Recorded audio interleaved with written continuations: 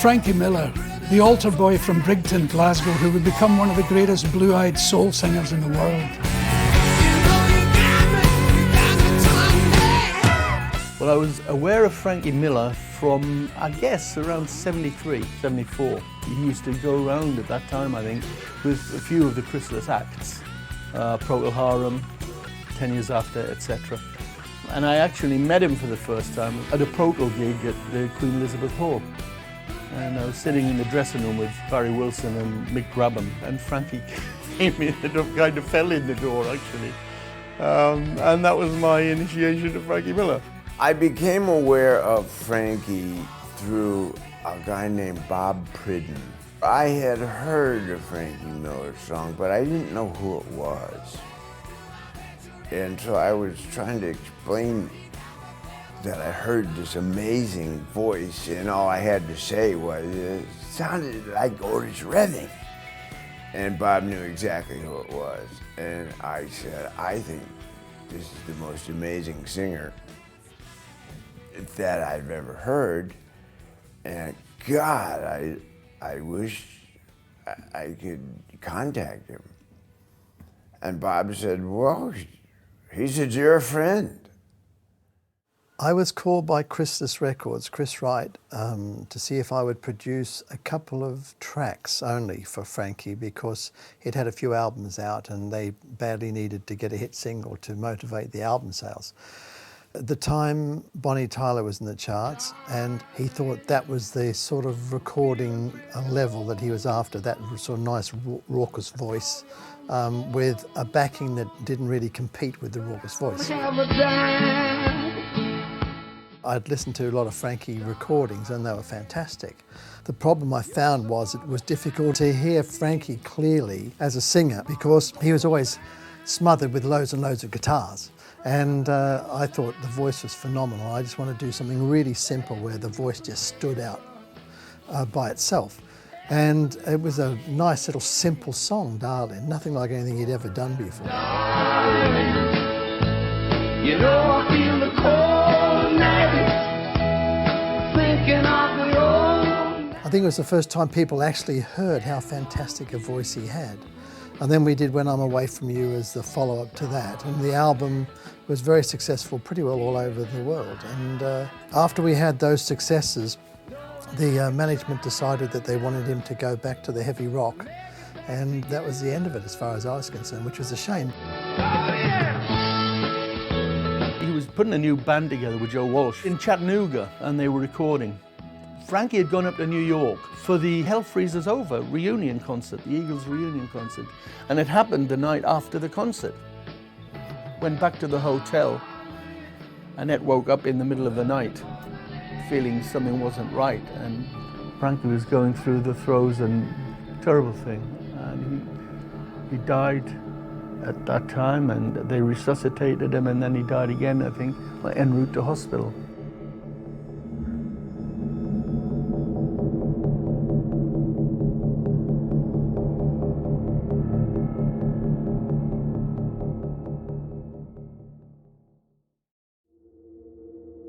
Against all the odds, Frankie survived, but at a terrible cost. He was in a coma for 5 months. He was in hospital for a further 15 months. He was completely paralysed down one side of his body, and he had to learn to walk and talk again, after a fashion. And of course, he still needs care 24/7. I was in Los Angeles with my wife Brenda and having dinner at her sister's home in Los Angeles, and Rod Stewart was there with his wife. And a friend of ours asked Rod who his favourite singer in the world was, and as he does on so many programs, he always just says Frankie Miller. The first time I saw him sing, he was playing at a pub over in Richmond somewhere. No, I went out to check him out, you know, because I thought he was pretty good. And he did Otis Redding song called, I think it was These Arms of Mine. And he did it so well, it actually brought a tear to my eye. There weren't many people in the audience, but he was superb, absolutely. He just said are there any Frankie songs that I would have not heard that have not been released? So I said, well, to be quite honest, I don't know. So when I came home, I phoned Annette, Frankie's wife, and she said, I've got loads and loads of tapes of his that he recorded before he had his incident. And they were home demos that he'd recorded in the flat. So Richard Allen went up to Frankie's flat and came away with 2 garbage sacks full of tapes. The first 2 singles I ever bought, one was It's a Heartache by Bonnie Tyler, and one was Darling by Frankie Miller, which is quite fitting because they were both produced by David Mackay, recorded by David Mackay. And then 35 years later, another call from Dave, can you transfer some tapes? We've got some ADATs and we've got some cassettes. We got on all the websites around the planet we could find. We got the machines, we started transferring. You walked into my life. I mean, here's me, just some kid buying a couple of records thinking, you know, Frankie Miller, yeah, great song.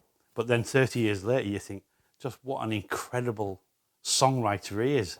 Showed me what I miss. So he started stripping off the voice and just sending me the voice track so I could hear just what was there from Frankie.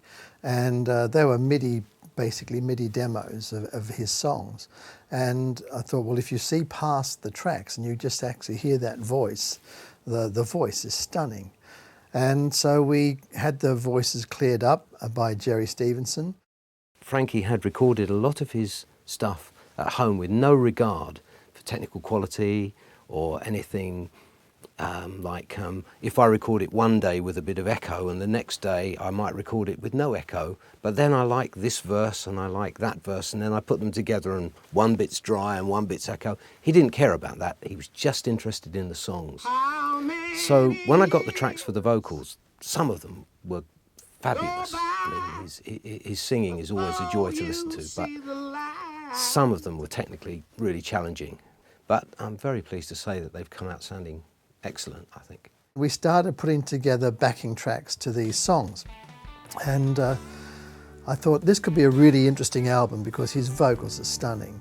But of course, as Frankie can't perform now, obviously, I thought, well, how does one promote this album? And I came up with the idea of seeing if I could get other artists to appear with him singing duets. And with that, we would be able to make a special project of Frankie Miller with all these guest artists. So I thought, well, I'll take a little punt, and I sent a few off to a few people like Bonnie Tyler, who I'd produced before, and it just grew from there. Obviously, I thought Rod would probably like to do something because he's such a great friend and a big fan of Frankie's. And then I found more and more artists loved Frankie Miller, and they were just ready to drop everything and come and sing on a track. If this ain't true love, baby, if this ain't true love, if this ain't true love, then true love don't exist.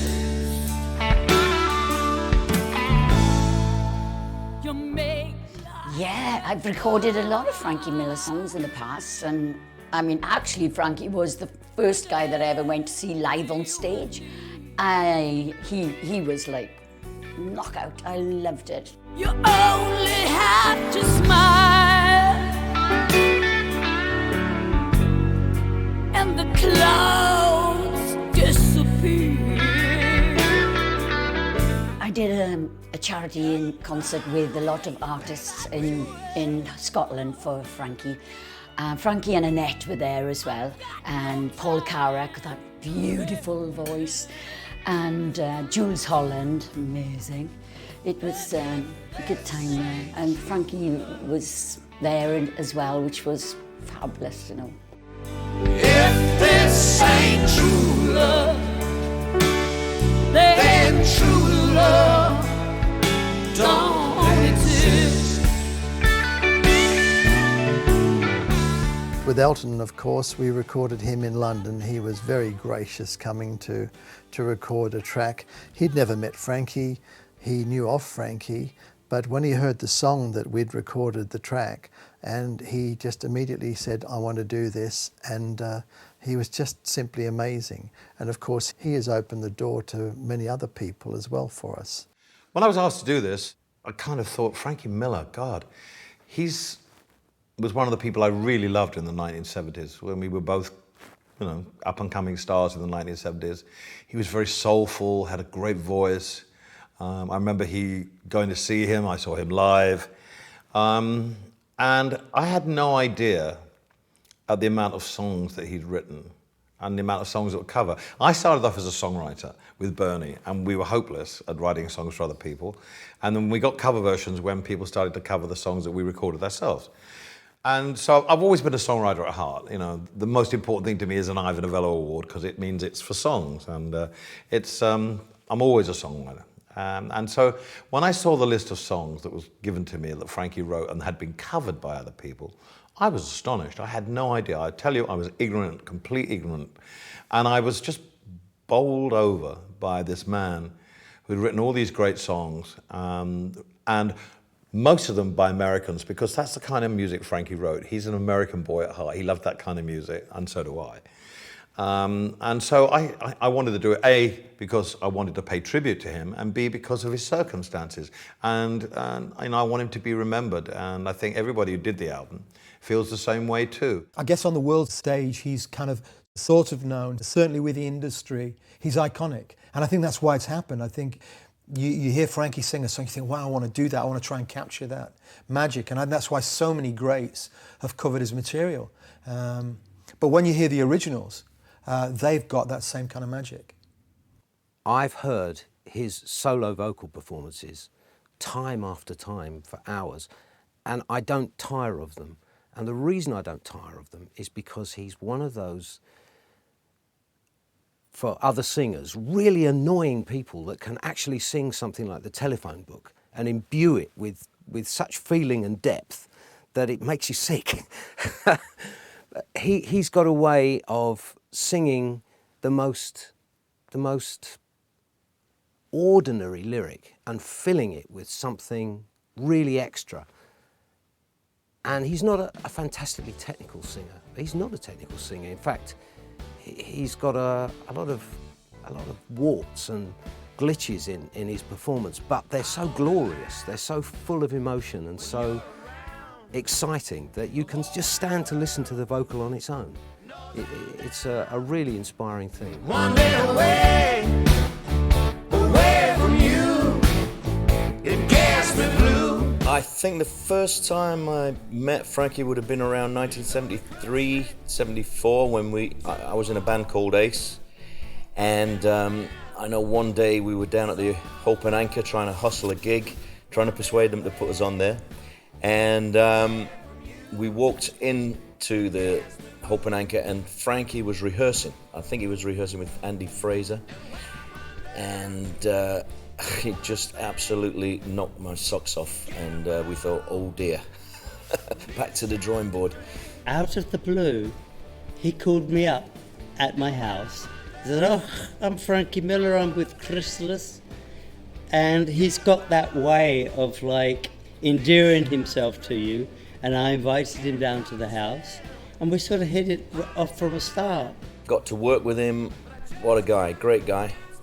And even recently, with all his health problems and everything, still indomitable spirit.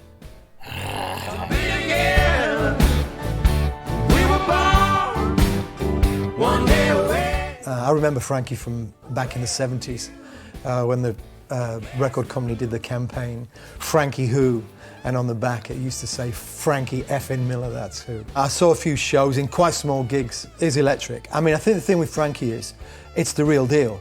What he sounds like on a record when he's singing, that's the guy. I got turned on to Frankie about 38 years ago. And I just fell in love with his voice, you know, and still am today. He's been my hero for quite a while. I think the clarity of his voice is almost supernatural to me. Frankie, I met in the most bizarre way. I was playing in a hotel called the Burnside Hotel in the east of Glasgow. And he came in through the kitchen and he'd sneaked in. It was a sellout and he sneaked in. I was performing and he sneaked in and he said, "Do you know me?" And I said, "Did you remember me?" And I said, "No, I don't." And we'd met on the road at some gas station when he was travelling with his band and I was doing gigs. And then I remembered him. A cheeky little guy always saying, "Oh, folkies, you folk singers. Ooh, ah." And he said, "Can I see your guitar?" And I said, "Sure." And he went up on the stage and did about 5 numbers, brought the house down. And that's how I met Frankie as a friend. I want a woman to love me. I first heard of Frankie Miller through my old manager, Bob Seger's manager, Punch Andrews. Years back, we were working together, brought me a song that he thought might be good for me to cover. I think it was called Woman to Love Me. And immediately hearing the song, I'm like, oh my gosh, this might be one of the baddest blue-eyed soul singers my ears have ever heard, you know? A lot of similarities to Bob Seger in there too, who I absolutely love. And from there, I just started digging into his catalogs and everything else. He's a genius, Frankie. He's the closest I've ever heard to Otis Redding singing, and he's a miracle man. I love him. We invited Frankie to a show in London one time. He was so excited and so happy, I'll never forget. We put him in the front and I did my show. And he was up, you know, just having a good time. And I remember I sat down at the piano, I played this song In Color that Jamie Johnson had a big hit with in the country music world. And I'm pretty sure he had never heard it. And to see him almost having tears in his eyes during that song was super special, because it just says to me, it's something that I feel the same way about. It makes me, you know, when I first heard it, made me very emotional. And to see him have that same reaction was like, wow, cool. Frankie was loving it. He loved the band. Kid Rock dedicated a song to him, and it was a fantastic night. They got on like a house on fire, and he gave Bob Kid Rock a rendition of Happiness, which is his favourite song at the moment.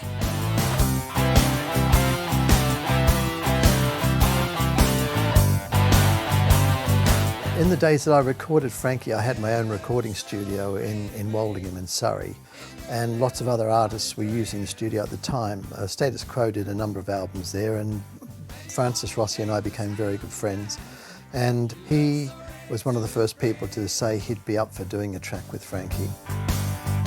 But before you get started, babe, this ain't a case of win or lose.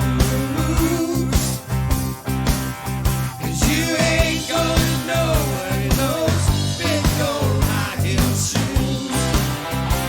Well, the first time I heard of Frankie Miller was I was at Dave Mackay's house, at his studio down in Surrey there.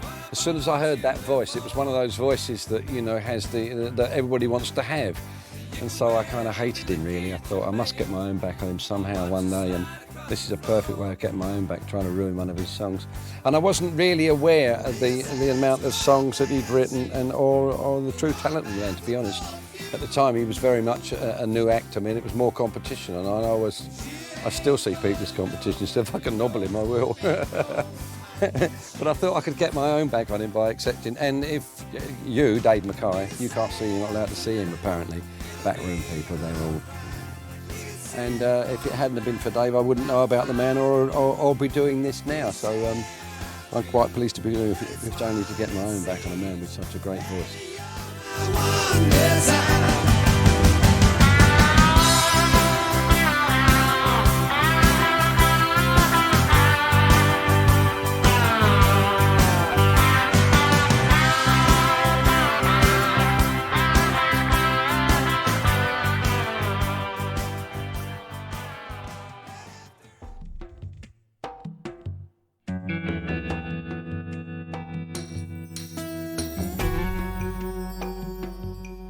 I can see over the rainbow. I can see over the skies. I can see over the sea. Watch the world passing by. The very first track I worked on was a song called Rainbow, and I didn't even hear the rest of the song. I just listened to the vocal and it just knocked me out.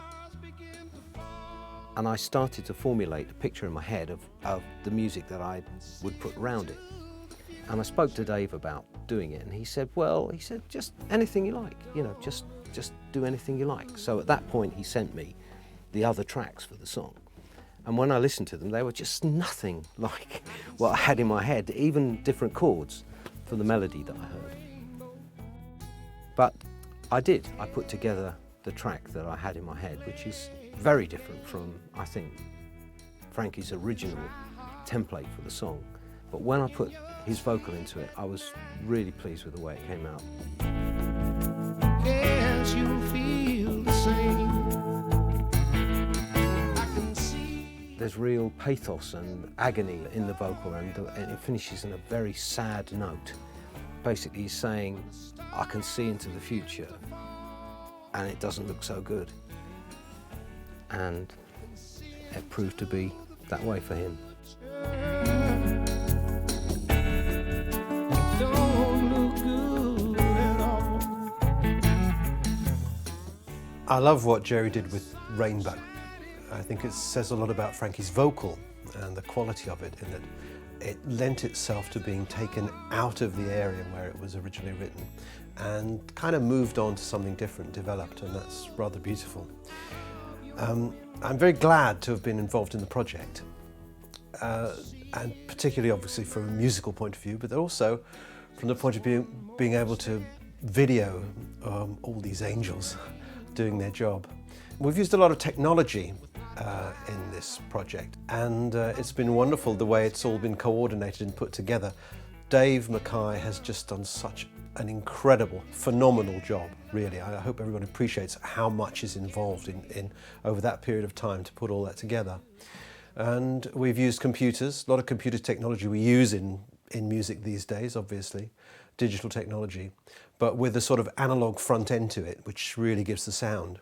And this is a particular favourite of mine, which is my new baby, which is first and foremost a beautiful acoustic piano, beautiful to play, great sound, but it's got extra technology involved in it, whereby with a little sort of box of tricks here and some mechanical stuff inside it, I can feed a signal from a computer to it and it will play.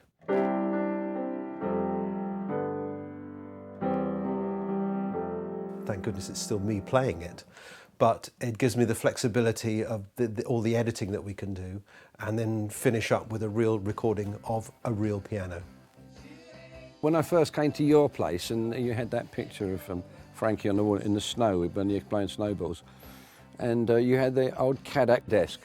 And I remember saying to you at the time, I left this off you one day and I really wanted it badly. And I think you did his records on there, Bonnie's records on there.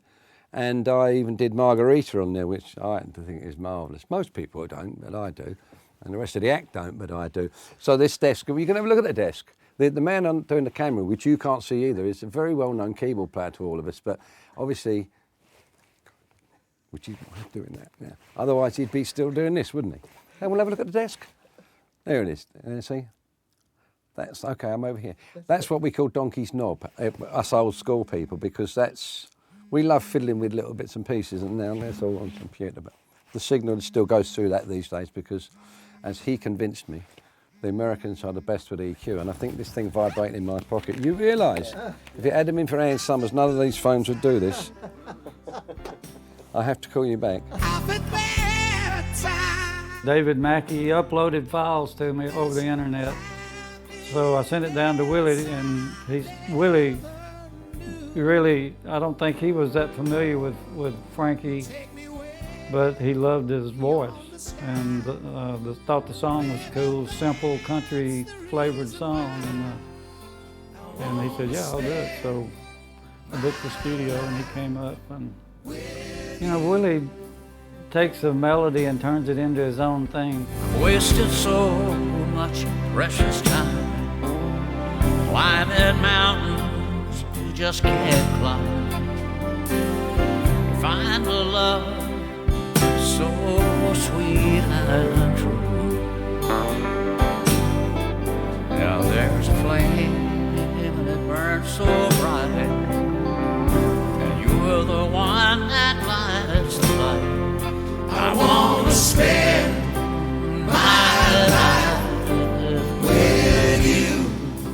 it's kind of a double-edged sword. I mean, I love, you know, the sound of analog, but with digital nowadays, you can email me a file, a music file, and I can put it in my computer and and play a harmonica, record a harmonica track, and email it to you, and I can have it back to you in an hour, you know, across the ocean. So you don't have to fly me to England. You don't have to rent a studio. You don't have to hire an engineer. You know, you just need an internet connection. In a perfect world, I'd rather be in the studio with the artist. But if that's not physically possible, I can surely find the muse and put myself in a situation, creatively speaking, that I can, you know, record a nice harmonica track. You know, like this album, the tracks were cut 20 years ago, and luckily they saved them, and then they're in great condition. And you know, you can add Willie and whoever, you know, now, and these songs will be timeless. In another 10 years, you'll be adding Justin Bieber. I don't know. You can't lose. Doing a Frankie Miller song, you can't lose. Some of these things are his actual demo, which we actually have finished. Kiss her for me, make her happy. We're able, through the internet, to send the files. So I'm sent some files that people are working on, and I put a guitar part on, and then I send it back, and then it goes to somebody else who sings. That's what we did with Rod. Joe's guitar made it. I heard the track before Joe had put the guitar on, then I heard it afterwards. It just gels the two voices together, because we're very similar, Frankie and I. We sing more or less in the same keys, and we have the same phrasing, and I didn't think it was going to work, but it really has. Thank you, Joe. Thank you very much. David Mackay is the hub. He's the central clearinghouse where all the files go as people work on them. And he's in the studio, and he goes in and mixes and decides who gets what.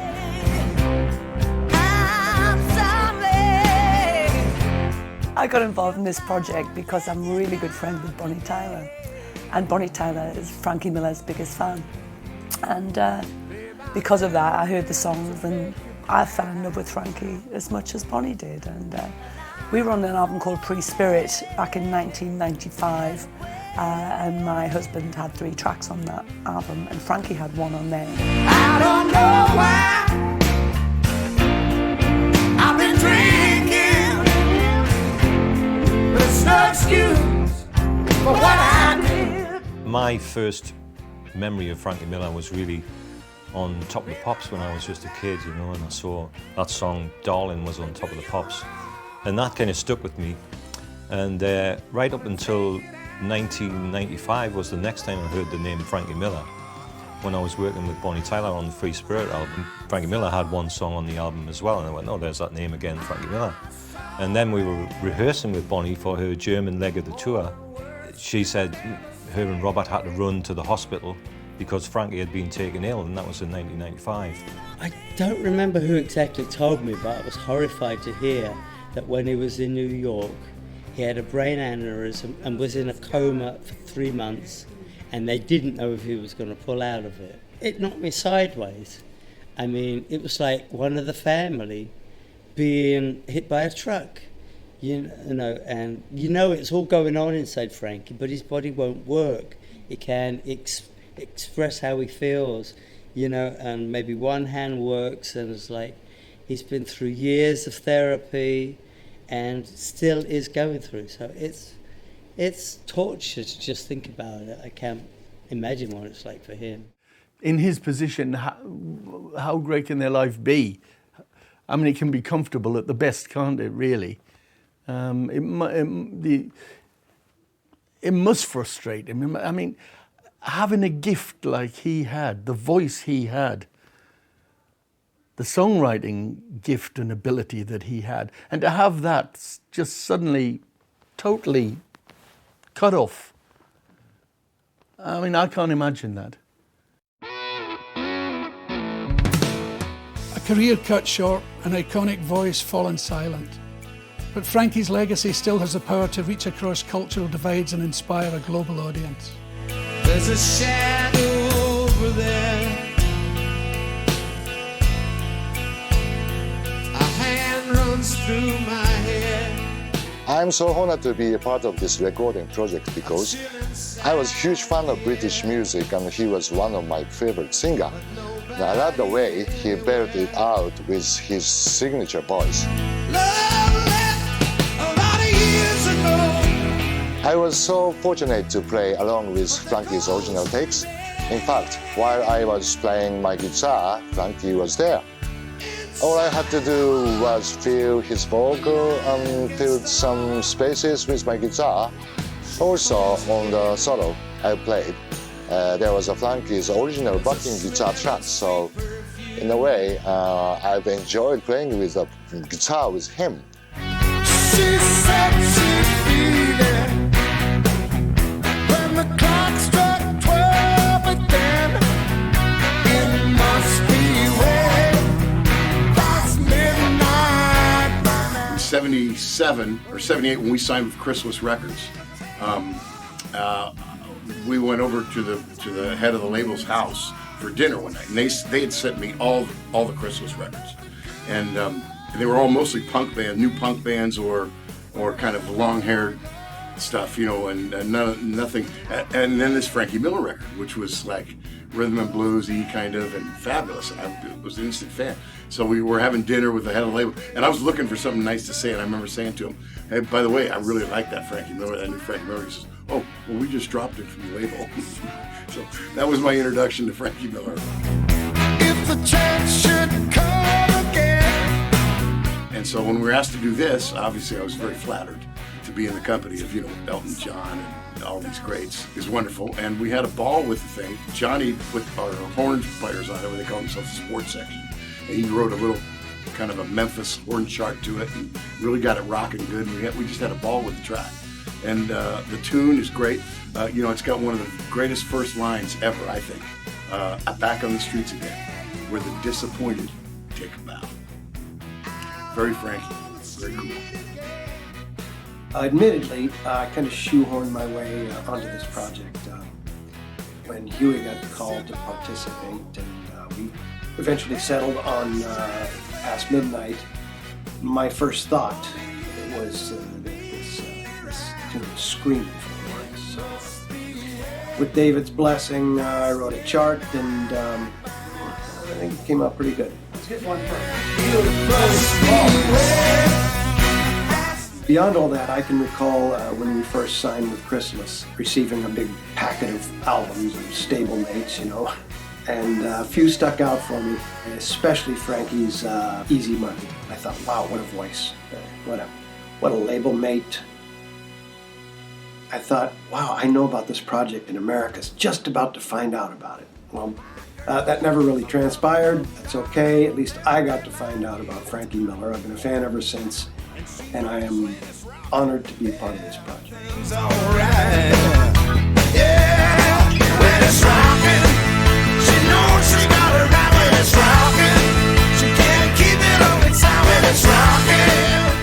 I first came into his music when I was in a band, when I was in my youth, early 70s probably. And one of the songs we covered was Darling, which is a great song, which of course you know all about. And so that was the first time, but then I had the great pleasure of meeting Ray. And then through Ray I met Frankie and Annette.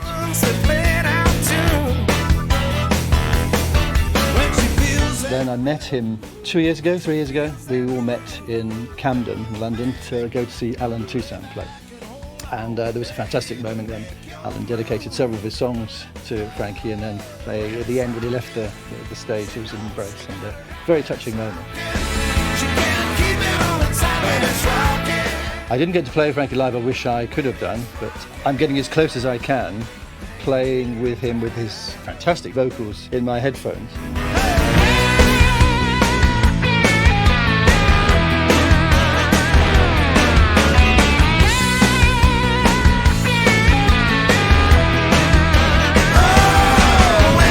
He's such a fantastic writer. He captures people, he captures their emotions in essence, and I think few writers can do that. And then he adds the melody to that. Outstanding songwriter.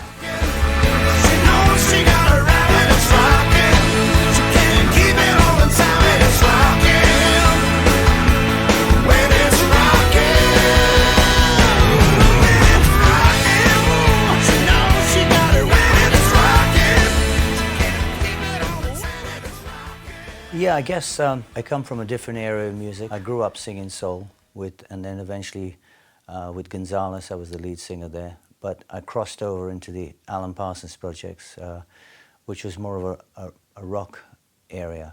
But when I heard Frankie singing what I call real soul, I was thinking of giving up for a while. But then, because he's got a timbre in his voice which is second to none. I actually thought he was out of the USA because nobody was singing like that kind of style in this country. And when I got the opportunity to sing part of a duet with Frankie, it was a dream come true for me personally. If there's something I must do, anything you want me to, 'cause darling, I never want to lose you. Oh, darling, I never want to lose you.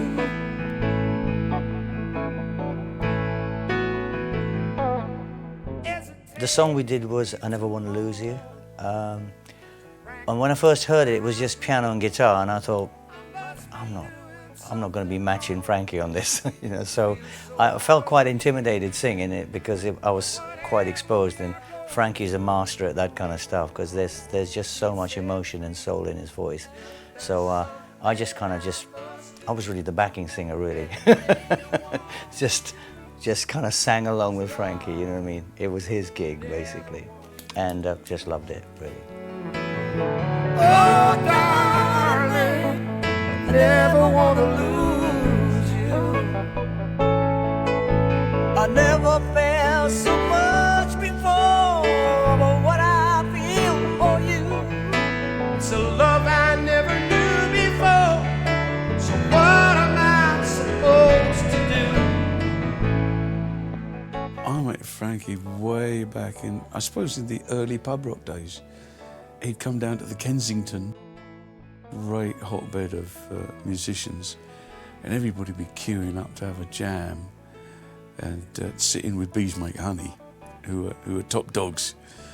And I just loved the way the man sang, you know, and his whole attitude was like right up in your face. And actually, he was quite, he had a lot of humility, but he used to mask it, you know, but you could feel that when he sang. And so I kind of always threatened him along the years, listen, one day I'm going to come and play in your band. When I got to know him better, I met him in Los Angeles. I was with Peter McDougall, the writer, who's a great pal of his as well. And we were in Barney's Beanery waiting for him, coming down the road. And then he was coming down the road and Peter said, look, there he is. And he was coming down the road, walking with his shoulders like that. He's a real swagger, you know. And Peter, I'll never forget it, says, look at those shoulders, you could dry a washing on them. And it was on that night he mentioned mince. He used to travel with mince and potatoes. And he had an electric frying pan and he would cook them in his hotel room. It was the weirdest rock star I ever met. A dear friend of mine, David Mackay, said to me, would I like to do a duet with him? And I thought, wow, I mean, it's something you think would never happen. And we've all done it in our own places and kind of sang with the great man himself on tape. And it's like he's there because the performance that he gives it's larger than life. And it's a very hard act to kind of stand alongside and sing with. And it was a great challenge for me and a real honour for me.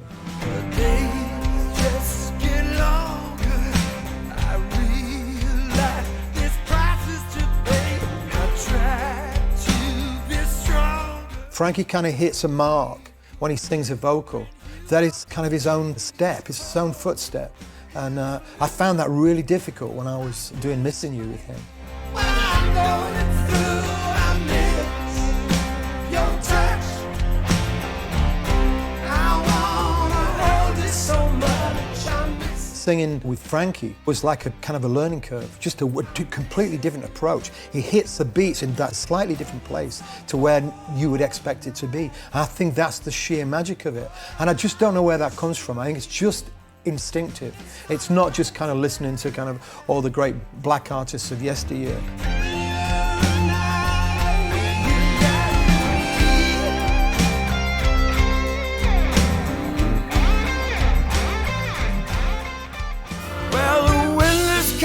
Cold, and it's creeping through the bedroom window. It was intimidating because his phrasing is so unlike mine and so in the pocket that for me to get something that I felt like was at least close to the same grade that his vocal was on it, I felt fortunate. I felt fortunate because nobody can sing like Frankie Miller. Nobody. It's just freaking nerve-wracking to be in the studio trying to sing next to Frankie Miller. I mean, I'd like to say I've gotten better through the years and I can hold my own, but man, that guy's on another planet when it comes to singing, so this is a little nerve-wracking. Jezebel Jones, playing music on beds and For me as a songwriter as well, I find that listening to more and more Frankie Miller songs, the thing for me is that I don't know when to stop with the arrangement and putting chords in, and I always want an extra turnaround, and he just seems to know exactly where to stop with a song. You know, it's the perfect thing. He just absolutely nails it every single time. To write simplistic songs is one of the hardest things out there. You know, it kind of reminds me of Hank Williams in a way. I don't think he was ever at the level of Hank Williams, but I don't think he had to be either, because like I was saying, you know, he's a good songwriter. He's a great singer. I knew he's a brilliant singer, but I didn't realize how good of a songwriter he was until I heard this massive collection of demos that he did. Songs that he pretty much wrote a song every day. And I can't comprehend. It takes me a year to write a good song, you know, and he just cranked them out without even trying. He was a great one for calling up and say, like, when I went to live in the States, he'd call up, oh, I've got to write some songs, Mark. So we'd come over and stay 2 weeks and we'd bang out 10 songs in a couple of weeks. I mean, he would always go into the studio and we wouldn't come out until we had something.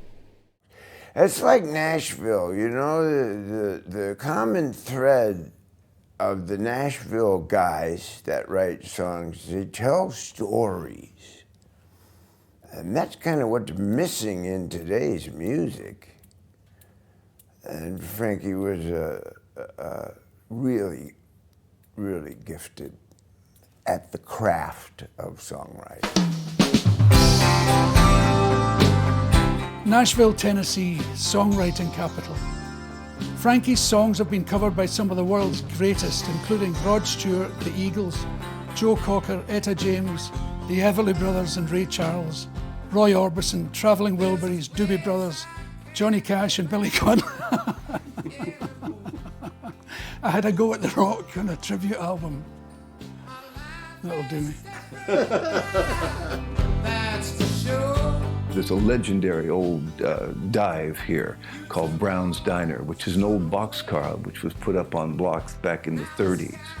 And it's burgers and beer and burgers and beer and cheeseburger, cheeseburger, beer, beer.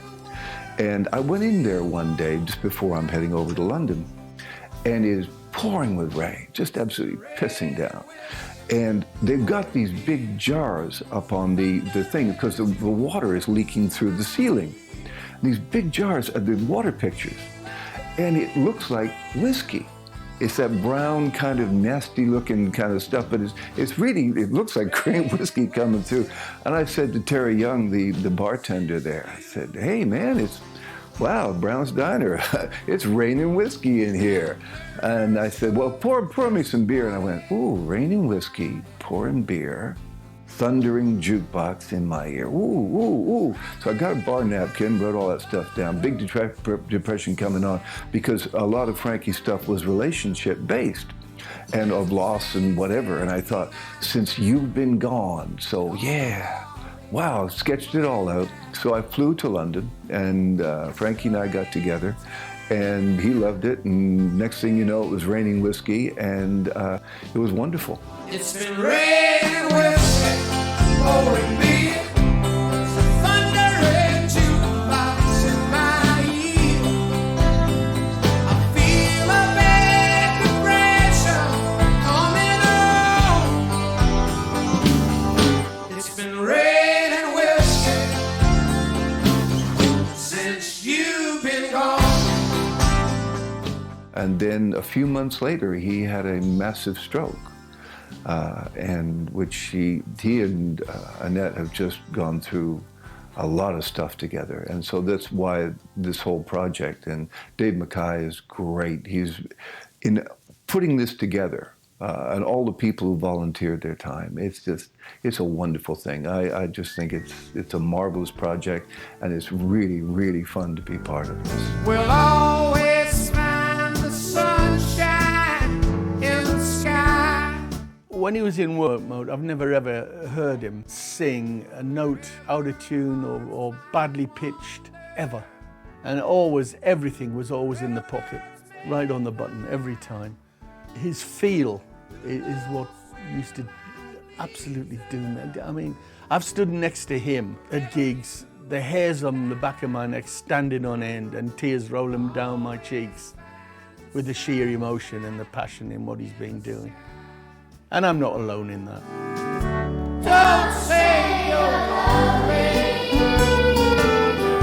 Don't say you're blue. Don't say you're true. Always let the sun shine down. About what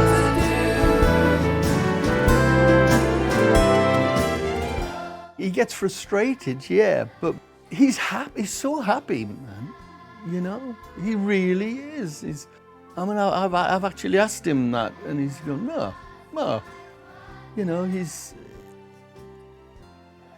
when he goes down to his day centre and stuff, he's contented, I think.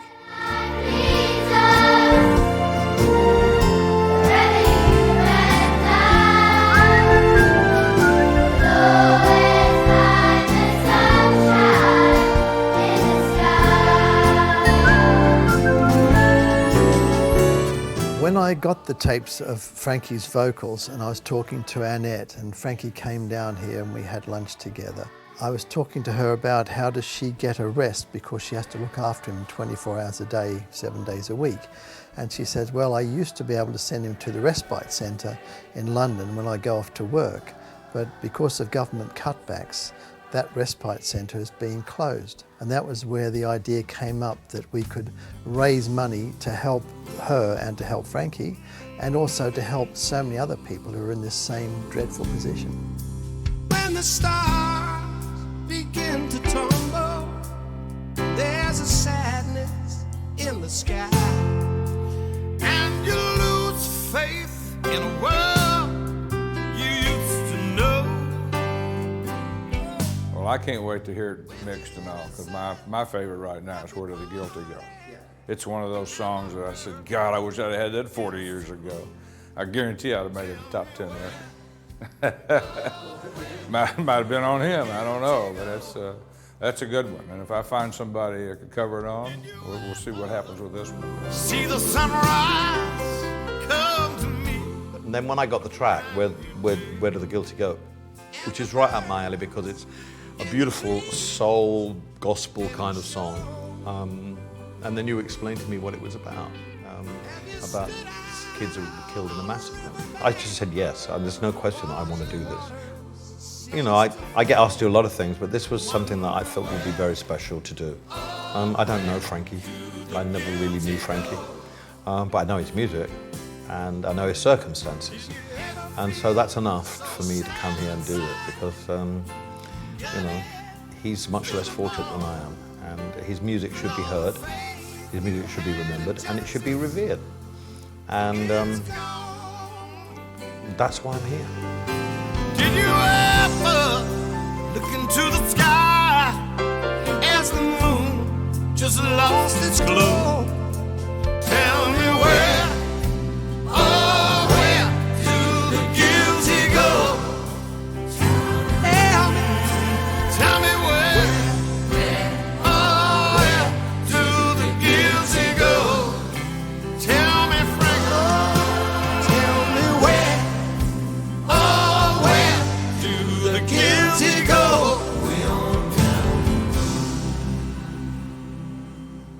You know, Frankie usually would take one take. There are singers who can do that. Frank Sinatra was like that. Come in, sing it, I'm done. And Frankie was that good.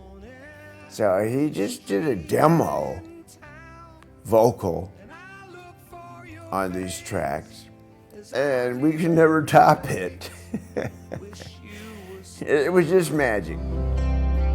He's a very emotional singer. I mean, as I don't know him at all as a person and never met him, I only can judge him by the way he sings, but having worked on this track with him, in effect, he's a very emotional singer, and it's a real pleasure to sing along with his voice. It's just so powerful and emotive, and of course that drives you to do things in the same way. It's a long way home.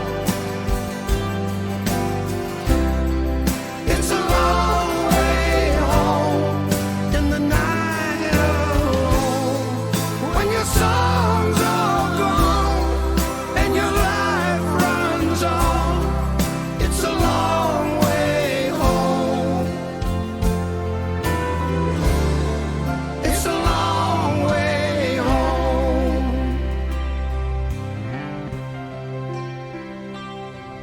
I'll ask you how you've been. We, meaning all of us involved, have kind of sorted through Frankie Miller's material and picked stuff and finished it. Frankie's been a friend for a long time, and he's also a big Celtic supporter. So, first, of course, I'm going to help him out. And he's had a little run of bad luck, and we all need to, us musicians, need to pull together to help our own. So, Frankie, good luck with this, mate. Up the hoops. I never actually met Frankie back in the 70s when we were both starting out, but I was always aware of what a great singer he is. And to be here now doing this track is just really wonderful. As you know, I've done lots of duets with lots of different people, but he has a special quality, great writer. I love the song that we've done. And I'm just really looking forward to hearing it finished. I walked down to the river, stood on the shore. Seems like the devil's always trying to get in my door. And just when I thought I couldn't take anymore, here it comes again, my friend.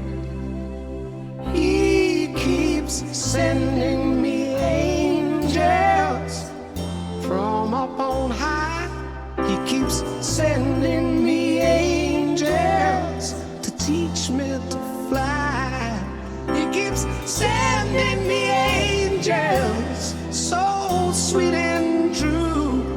He keeps sending me angels just like you.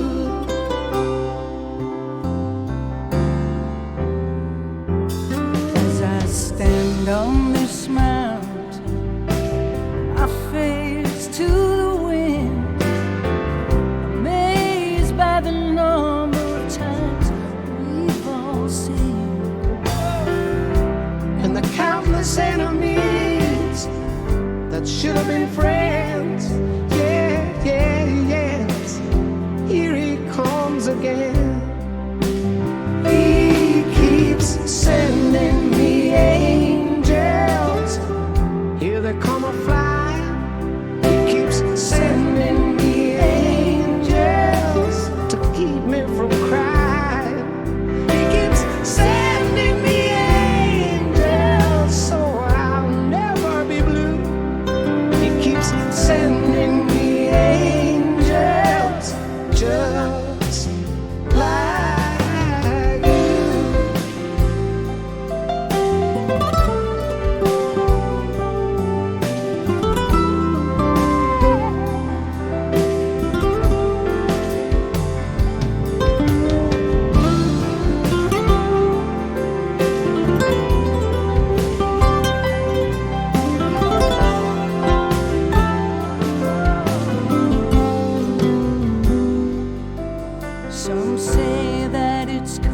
coming.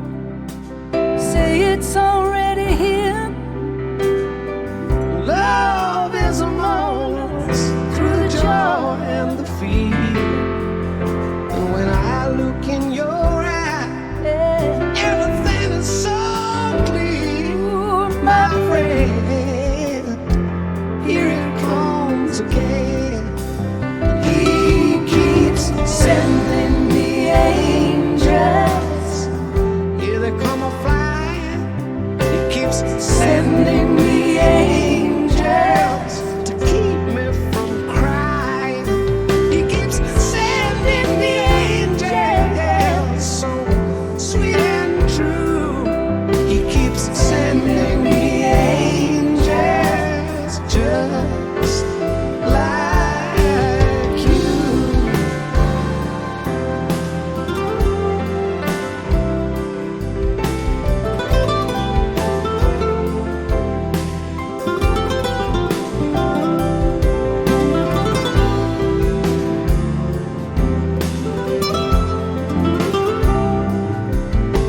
Sending me angels. Sending me angels.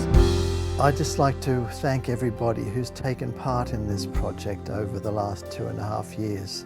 Far too many to name individually, but they all know who they are. And of course the artists themselves who have given so graciously of their time and their royalties to help. It has been a labour of love, and I'm hoping that there will be more product coming out from Frankie's hidden tapes over the next couple of years. We want the world to hear Frankie's stuff. In the karma of things and stuff, the world needs to be aware of Frankie Miller more than it is, and the world will be a better place. It's funny because we got an acoustic guitar out a few months ago. I was round there, and I started playing Don't Let Me Down, you know, that old John Lennon thing, Beatles thing. And he launched into it, because we used to do that at Soundcheck, he and I. We always loved that thing. And he launched it, and it sounded like him. And Annette and I both went, whoa. And it actually sounded like Frankie. And that's the first time I've heard it. And she said that was the kind of most powerful thing she'd heard from him. And the first time she'd heard him sound like that. So that was really, really pleasing. Do you think there's any chance he could ever sing again? I hope so. Don't you, Dave? I'd love to see him sing again, Dave, wouldn't you? I mean, oh, I hope so. I live in hope. I miss him.